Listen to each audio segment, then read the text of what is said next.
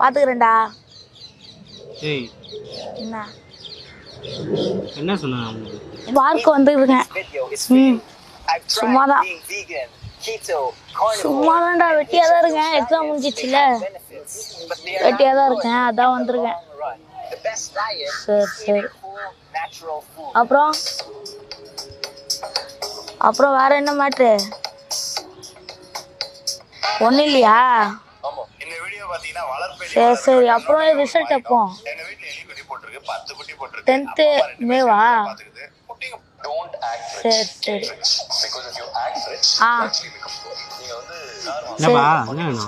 என்ன வேணுமா?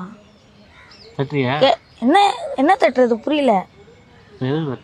நான் எங்கே தட்டினேன்?